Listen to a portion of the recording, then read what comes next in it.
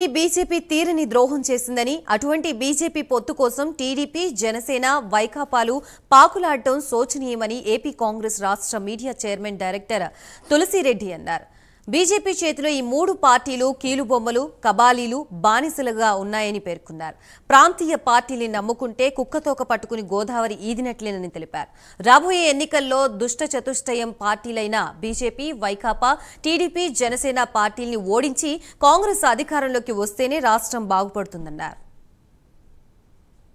కేంద్రంలోని నరేంద్ర మోడీ గారి నాయకత్వంలోని బీజేపీ ప్రభుత్వం రాష్ట్రానికి తీరని ద్రోహం మోసం అన్యాయం చేయడం జరిగింది. రాష్ట్రానికి సంజీవని లాంటి ప్రత్యేక హోదాకు పంగనామాలు పెట్టింది. రాయలసీమకు ఉత్తరాంధ్రకు బుందేల్ఖండ్ తరహా స్పెషల్ డెవలప్మెంట్ ప్యాకేజీకి తిలోదకాలు ఇచ్చింది.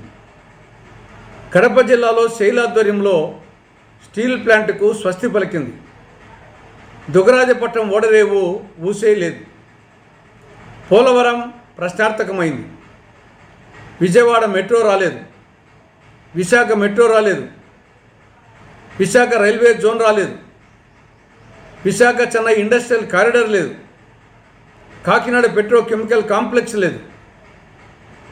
ఇవన్నీ చాలక గోరు చుట్టు మీద రోకటి పోటులా ఆంధ్రుల హక్కుగా సాధించుకున్న విశాఖ ఉక్కును ప్రైవేట్ పరం చేయాలని అమ్మాలని బీజేపీ ప్రభుత్వం తీవ్ర ప్రయత్నాలు చేస్తూ ఉంది.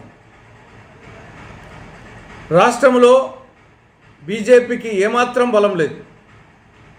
ఒక్క ఎమ్మెల్యే లేడు, ఒక్క ఎంపీ లేడు.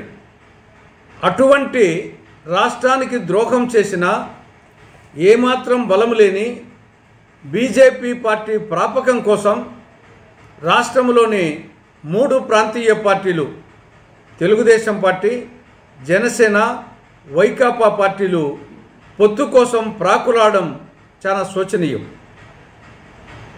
టీడీపీది జనసేనదేమో ప్రత్యక్ష పొత్తు బీజేపీతో, వైకాపాదేమో పరోక్ష పొత్తు.